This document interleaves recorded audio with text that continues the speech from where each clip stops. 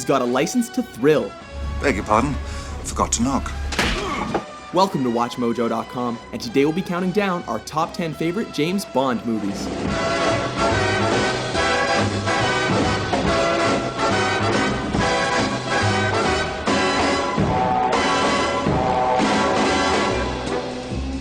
Number 10, GoldenEye.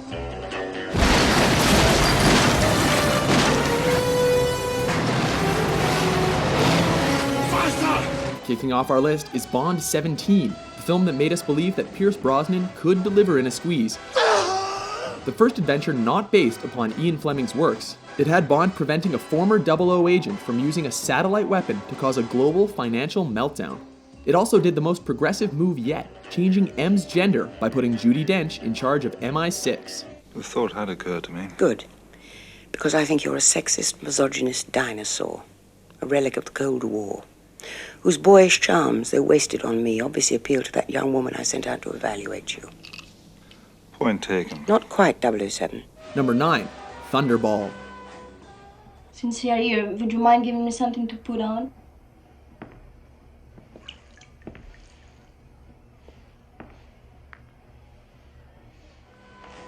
The fourth film in the franchise, penultimate to star Sean Connery, it had Bond out to find 2 NATO atomic bombs stolen by Spectre who are hoping to use them to hold the world hostage. Interestingly, this Bond really submerged itself in the material with a quarter of the screen time dedicated to underwater scenes.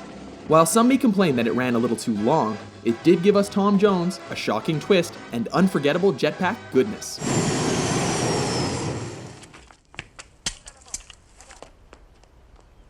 No well-dressed man should be without one. Yes, very practical. Number 8, For Your Eyes Only. I think you're wonderful, Bibi, but I don't think your Uncle Harry would approve. Him? He thinks I'm still a virgin. Yes, well, you get your clothes on, and I'll buy you an ice cream. Bond 12, and the fifth to star Roger Moore. It had the secret agent search for a lost missile command computer, with a love interest accompanying him to avenge the murder of her parents. As the film that followed up the cartoonish Moonraker, this one grounded Bond in a much more terrestrial, gritty, and realistic adventure. Well, perhaps save for his car's aggressive anti-theft feature.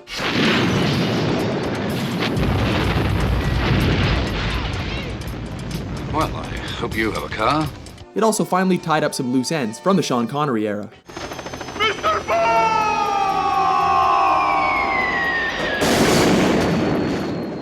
Number 7, The Spy Who Loved Me. The 10th Bond flick, this one centered on a megalomaniac's plot to destroy the world and create a new civilization under the sea. I intend to change the face of history. By destroying the world?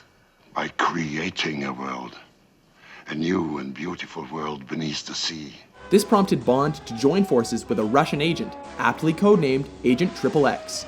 Of course, the real showstopper here is Bond's encounter with one of his most iconic villains, the metal-toothed giant assassin, Jaws.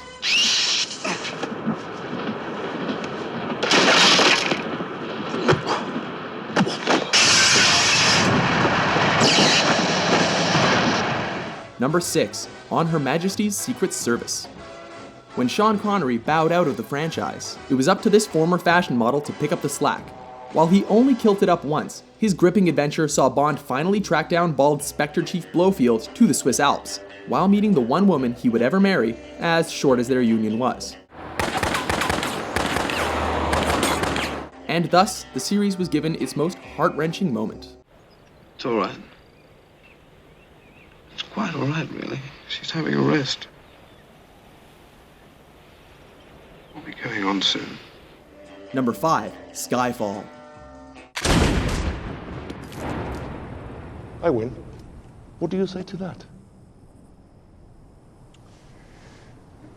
It's a waste of good scotch.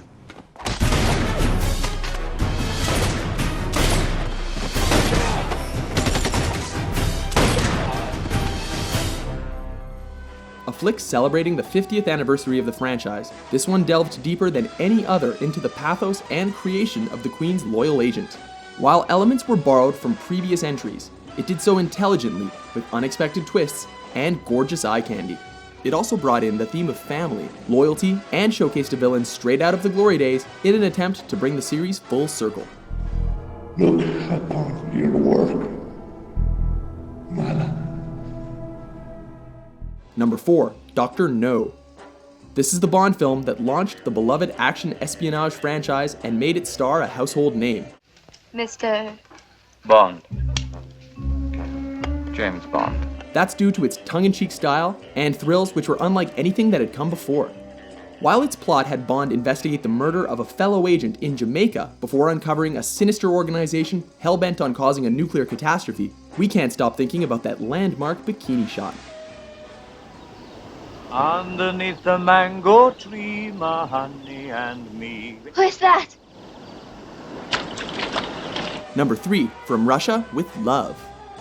The second film in the series, it introduced many of the more refined elements of the Bond we know and love today, including the post-intro music video.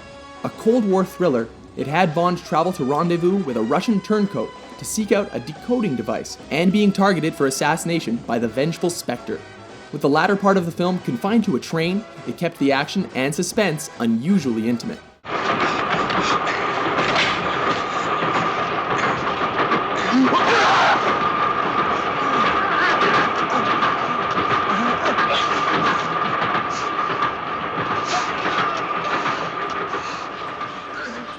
Number 2, Casino Royale. After several decades and several Bonds, this is the film that went back to the basics and the original Ian Fleming novel that started it all. In the old days, if an agent did something that embarrassing, he'd have the good sense to defect. Christ, I miss the Cold War. Daniel Craig delivered as the franchise's first blonde and blue-eyed 007, while campy gadgets were dropped in favor of hard-hitting practical effects and stunt choreography. An intense reintroduction to the timeless character, it showed us that there's still plenty of life left in the old boy, as well as room for emotional depth.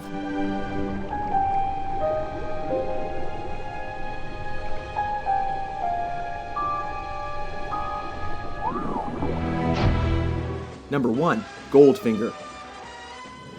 Who are you? My name is Pussy Galore. I must be dreaming. Taking the top spot on our list is the third film in the series, and the gold standard for what a James Bond adventure should be. All about a gold smuggler setting his sights on Fort Knox, it's got everything a 007 flick requires at its best. Do you expect me to talk? No, Mr. Bond, I expect you to die. This ranges from its memorable villains to a provocatively named love interest, iconic one-liners, Shocking. super sleuthing, the introduction of spy gadgets, and of course, Connery at his best. Oh, no, you don't. This is no time to be rescued. Do you agree with our list? I cannot find the words. Which Bond movie is your favorite? For more top 10 lists that are shaken and not stirred, be sure to subscribe to WatchMojo.com.